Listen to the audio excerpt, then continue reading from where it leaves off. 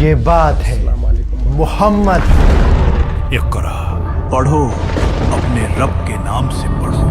صلی اللہ علیہ وسلم. نبی کا پیغام مکہ سے، ہم آپ کے ساتھ ہجرت کریں گے.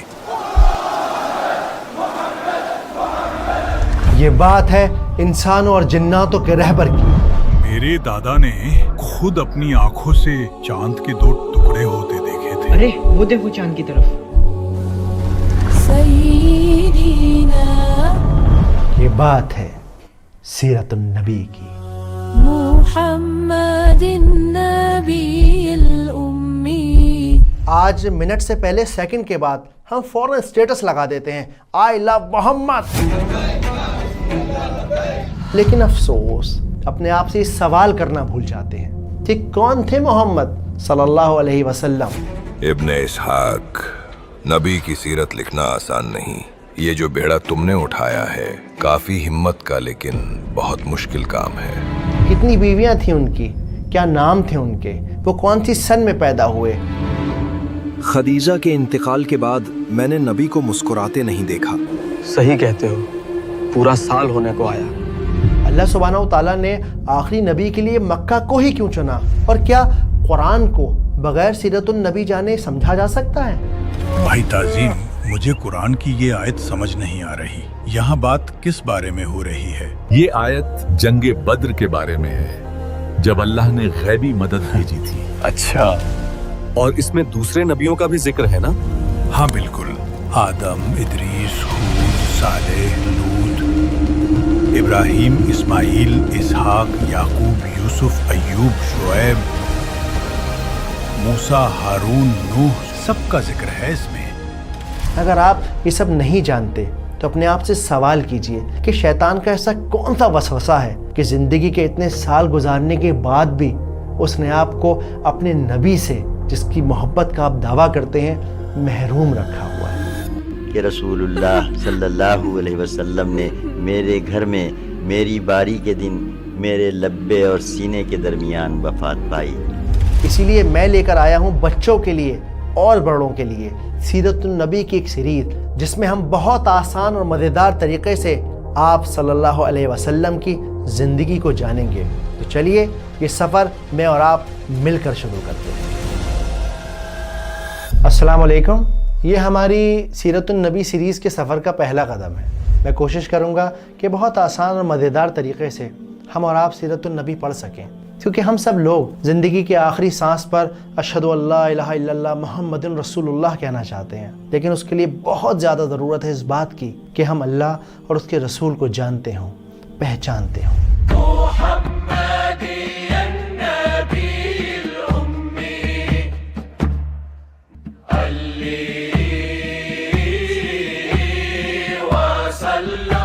اب سب سے پہلے سوال یہ کھڑا ہوتا ہے کہ یار سیرت النبی پڑھنی کیوں ہے، اس کا فائدہ کیا ہے؟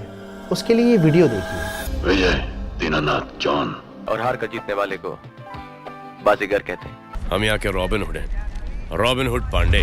یہ ویڈیوز دیکھ کے، ان ایکٹرز کو دیکھ کے آپ ضرور حیران ہو گئے ہوں گے. تو دیکھیے، انسان کا جو نیچر ہے نا وہ بڑا امیٹیٹنگ ہے. اچھا لگتا ہے اسے دوسروں کی نقل اتارنا، جن سے وہ انسپائر ہوتا ہے، جن کو وہ آئیڈیلائز کرتا ہے، ان کی جیسا بننے کی کوشش کرتا ہے. قرآن میں یہ بات آئی ہے کہ ہم جانتے ہیں کہ تمہارا نیچر امیٹیٹنگ ہے، تم دوسروں کی نقل کرو گے، ان کے جیسا بننے کی کوشش کرو گے، تو ہم نے تمہارے لیے دنیا کی سب سے بہتر ایگزامپل سیٹ کی ہے. ان کی پیروی کرو، ان کو فالو کرو. And there are over 50 verses in the Quran that command us to take the Prophet ﷺ as an example. کان لکم فی رسول اللہ اسوۃ حسنہ. فرمایا اے مسلمانوں تمہارے لیے اللہ کے رسول میں ایک اسوہ ہے، نمونہ ہے، بہترین نمونہ. اب جبکہ یہ بات ثابت ہو چکی ہے کہ یہ قرآن میں اللہ سبحانہ و تعالیٰ نے ہم سب کو حکم دیا ہے، تو علماء کی رائے یہ ہے کہ آپ صلی اللہ علیہ وآلہ وسلم کی زندگی کو جاننا فرض العین ہے. فرض العین کیا ہوتا ہے؟ یعنی ہر انڈیویجول کے اوپر یہ فرض ہے کہ وہ اپنے نبی کی زندگی کو جانے، کیونکہ آپ بنا جانے، بنا پہچانے کیسے کسی کو فالو کر سکتے ہیں. دوسرا، یہ ایمان کے مکمل ہونے کی شرط ہے. عربی زبان میں اسے شرطن صحت الایمان کہتے ہیں، یعنی ایمان کے کمپلیٹ ہونے کی ایک کنڈیشن ہے. اور تیسری بہت امپورٹنٹ بات، عاشق کیا چاہتا ہے؟ عاشق چاہتا ہے کہ اسے اس کے محبوب کی خبر ملتی رہے، اچھا اسے وہ بات پسند ہے کیا؟ اسے وہ نیلا رنگ پسند ہے؟ پیلے نہیں، گلابی والے پھول دیجئے، میری بیگم کو وہی پسند ہیں۔ اکثر عاشق اس طرح کے سوال کرتے ہیں اپنے محبوب سے ریلیٹڈ. تو اگر آپ عاشق رسول ہیں، آپ صلی اللہ علیہ وآلہ وسلم سے محبت کرتے ہیں، تو بے شک آپ بھی یہ جاننا چاہتے ہوں گے وہ کیسے دکھتے تھے، وہ کیسے چلتے تھے، وہ کیسے ناراض ہوتے تھے. یہ سب چیزیں ہم اپنے نبی کے بارے میں جانیں گے تبھی ہم ان سے محبت کر پائیں گے، کیونکہ علم اور جانکاری سے محبت بڑھتی ہے. قل ان کنتم تحبون اللہ فاتبعونی یحببکم اللہ. Say if you love Allah then follow me and Allah will love you. تو اس لیے محبت بڑھانے کے لیے سیرت النبی کو پڑھنا بے انتہا ضروری ہے. اس کے علاوہ ایک حدیث میں آتا ہے کہ تم میں سے کسی بھی انسان کا ایمان جب تک مکمل نہیں، جب تک کہ وہ اپنی اولاد سے زیادہ، اپنے ماں باپ سے زیادہ، اپنے مال سے زیادہ آپ صلی اللہ علیہ وآلہ وسلم سے محبت نہ کرتا ہو. جیسے جیسے میں آپ کو جان رہا ہوں، ہر لمحہ میری محبت آپ کے لیے اور گہری ہوتی جا رہی ہے. میرے اسرائیلی بھائی، آپ کا اخلاق ہی آپ کے سچے ہونے کی گواہی دیتا ہے. اس کے علاوہ سیرت اور کیوں امپورٹنٹ ہے؟ دیکھیے، بغیر سیرت النبی کو پڑھے آپ قرآن کو نہیں سمجھ سکتے، کیونکہ قرآن ایک نان لینئر بک ہے. ابھی کچھ بات ہو رہی ہے اور اچانک سے کچھ اور بات ہونے لگی. اب یہ جو اچانک والا اینگل ہے نا، یہ آپ کی لائف سے بالکل ختم ہو جائے گا اگر آپ نے سیرت النبی کو پڑھا ہوا ہے. اس کے علاوہ اللہ سبحانہ و تعالیٰ چاہتے تو فرشتوں کو نبی بنا کر بھیج دیتے، جن کے پر ہوتے، جو ہوا میں اڑ رہے ہوتے، اور لوگ انہیں دیکھ کے فوراً ایمان لے آتے. لیکن پھر لوگ کیا کہتے؟ ارے بھائی، ان کے جیسے کیسے بن سکتے ہیں، وہ تو فرشتے تھے. اسی لیے اللہ سبحانہ و تعالیٰ نے انسانوں کو رسول اور نبیوں میں سے چنا ہے، تاکہ وہ ہمارے لیے ایک لیونگ ایگزامپل بن سکیں، تاکہ انہیں ہم دیکھ کر سیکھ سکیں کہ کیسے ایک اچھا باپ بننا ہے، ایک اچھا دوست بننا ہے، ایک اچھا بیٹا بننا ہے، ایک اچھا لیڈر بننا ہے، ایک اچھا ساتھی بننا ہے، ایک اچھا پڑوسی بننا ہے. تو ہمارے اخلاق کے لیے بہت زیادہ ضروری ہے، ہمارے ماحول اور معاشرے کے لیے بہت زیادہ ضروری ہے کہ ہم سب کو سیرت النبی کا پتہ ہونا چاہیے، علم ہونا چاہیے. اس کے علاوہ زندگی کے کسی موڑ پر جب آپ اداس ہوں گے نا، آپ کو لگے گا کہ شاید اب جینا آسان نہیں، اب واپس یہ دل دوبارہ سے دھڑک نہیں پائے گا، تب یہ سیرت ہی ہوگی جو آپ کو ایک دم باہوں میں بھر لے گی، آپ کو سکون دے گی، آپ کو آپٹیمسٹک بنائے رکھے گی، آپ کو احساس دلائے گی کہ نبی کی زندگی میں ایسے ایسے مقام آئے ہیں کہ سن کے آپ کا دل پھٹ پڑے گا. لیکن پھر بھی ہمارے نبی نے کبھی کسی کے لیے کچھ برا نہیں چاہا، ہمت رکھی، اللہ پہ بھروسہ رکھا. محمد النبی الامی. اور سب سے زیادہ ضروری، سب سے زیادہ امپورٹنٹ کیا ہے؟ آپ صلی اللہ علیہ وآلہ وسلم کی عظمت کو، ان کے آنر کو، ان کی ڈگنیٹی کو مینٹین کرنے کے لیے، ہمیشہ اونچا رکھنے کے لیے سیرت النبی پڑھنا بے انتہا ضروری ہے، تاکہ جب کوئی ان پر انگلی اٹھائے نا تو آپ کے پاس اس کا جواب موجود ہو. Why did the Prophet Muhammad sallallahu alaihi wasallam married Aisha at the age of 9? تو میرے خیال سے اب یہ بات ایک دم کلیئر ہو چکی ہے کہ ہمیں سیرت پڑھنی کیوں چاہیے. تو اب اس سے ایک اور سوال نکل کر آتا ہے کہ ایکچولی سیرت ہے کیا؟ واٹ از سیرہ؟ تو دیکھیے، سب سے پہلے یہ سمجھیے کہ سیرہ ایک اسٹریس فری سبجیکٹ ہے، کوئی ٹینشن نہیں ہے اس کے اندر. اس میں ہونے والے انسیڈنٹ کو، لوکیشنز کو، تاریخوں کو آپ کو یاد رکھنے کی ضرورت ہی نہیں ہے، کیونکہ سیرت النبی کا مقصد چیزوں کو یاد کرنا نہیں ہے، بلکہ اپنے اندر ایک بدلاؤ لے کر آنا ہے. آپ صلی اللہ علیہ وآلہ وسلم کے ساتھ اپنی محبت کو بڑھانا ہے.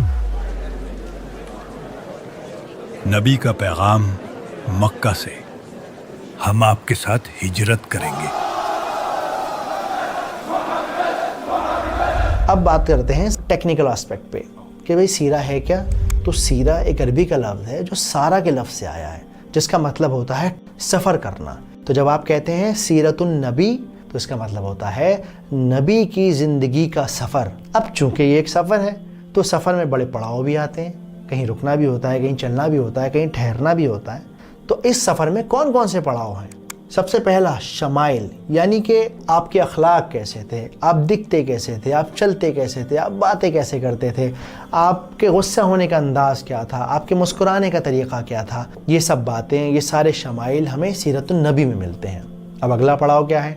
مغازی، یعنی کہ بیٹلز. آپ صلی اللہ علیہ وسلم کی زندگی میں بہت ساری جنگیں ہوئیں، بہت ساری غزوہ ہوئیں. جن جنگوں میں، جن ایکسپیڈیشن میں وہ پرسنلی شامل تھے، تو ہم ان جنگوں کے بارے میں بھی پڑھیں گے جس سے اسلام کو پھیلانے میں آسانی ہوئی، فتح ملی.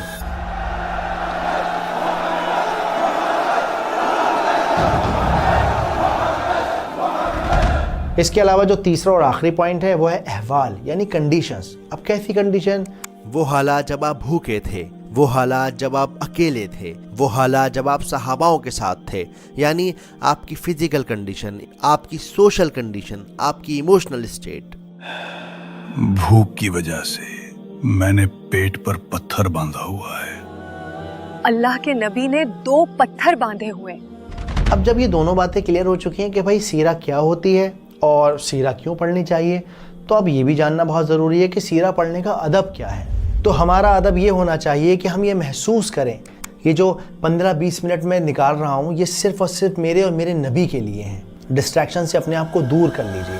اب 7 آسمانوں کے اوپر سے آنے والی اس غیبی مدد کی وجہ سے آپ صلی اللہ علیہ وسلم کا دل مطمئن ہو گیا.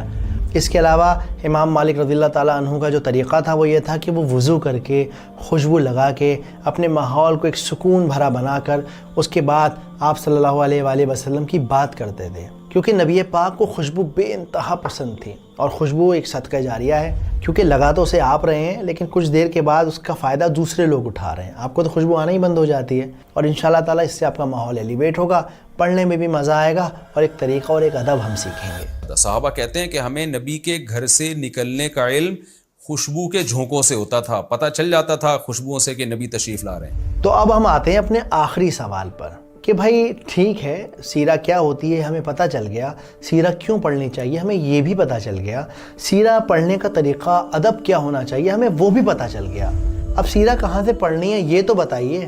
آپ صلی اللہ علیہ وآلہ وسلم کے گزرنے کے 130-140 سال کے بعد ایک ہسٹورین ہوئے ابن اسحاق. انہوں نے سوچا کہ بھئی دین ایجپٹ میں، افریقہ میں، پرشیا میں، ساری دنیا میں پھیل رہا ہے، تو کیوں نہ میں آپ صلی اللہ علیہ وآلہ وسلم کی زندگی کو ایک جگہ اکٹھا کروں تاکہ لوگ ان کے بارے میں بہتر طریقے سے جان سکیں اور سب جگہ ایک بات مکمل طور پر پہنچ سکے. ابن اسحاق، نبی کی سیرت لکھنا آسان نہیں. یہ جو بیڑا تم نے اٹھایا ہے کافی ہمت کا لیکن بہت مشکل کام ہے. مشکل تو ہے لیکن آپ کی سچی سیرت کو لوگوں تک پہنچانا ضروری ہے. بے شک اللہ تمہارے کام میں آسانی کرے.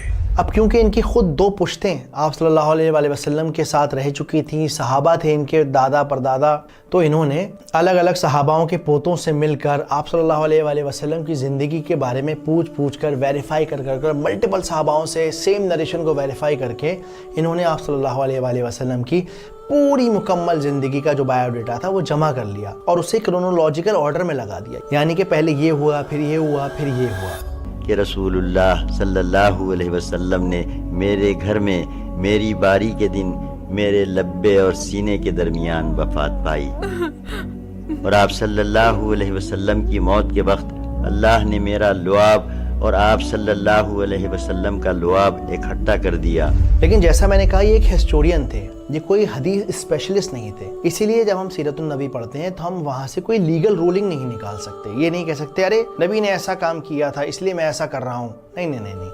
اس کے لیے فقہ ایک الگ کیٹیگری ہے، اس کے بارے میں الگ سے پڑھنا ہے. اس کو تو ہم صرف اخلاقیات کے طور پہ پڑھتے ہیں، اپنے دل کو نرم کرنے کے لیے پڑھتے ہیں، جیسا ہم پہلے بھی بات کر چکے ہیں. جوال یہ دیکھو یہ والی حدیث، اور اس پنے پر بھی ایک کمزور روایت ہے. ابن اسحاق کی تحقیق میں کچھ کمیاں ہیں. صحیح کہا، چلو مفتی صاحب کو خبر کرتے ہیں. پھر کچھ وقت گزرا اور ان کے ایک اسٹوڈنٹ ہوئے، ان کا نام تھا ابن ہشام. ابن ہشام نے محسوس کیا کہ میرے استاد نے بہت زیادہ لمبا کرونولوجیکل آرڈر بنا دیا ہے. تو انہوں نے کیا کیا، جو کمزور حدیثیں تھیں، کمزور روایت تھیں، انہیں الگ نکال دیا اور پھر جا کر انہوں نے 3 والیوم کی ایک کتاب بنائی جس کو ہم سیرہ ابن ہشام کہتے ہیں. یہ کتاب فیکچولی اتنی زیادہ کریکٹ تھی کہ پوری دنیا کے مسلمانوں نے اسے ہاتھوں ہاتھ ایکسیپٹ کر لیا. یہاں تک کہ ابن کثیر، امام السیوطی، امام البیہقی، ان سب علماؤں کی کتابیں ابن ہشام کی سیرت النبی پر ہی بیسڈ ہیں. اس کے علاوہ دنیا کی ہر کتاب سیرت النبی کی ان 3 کتابوں پر بیسڈ ہے. اب کیونکہ وقت بدلتا چلا گیا، لوگوں کے پاس وقت کم ہو گیا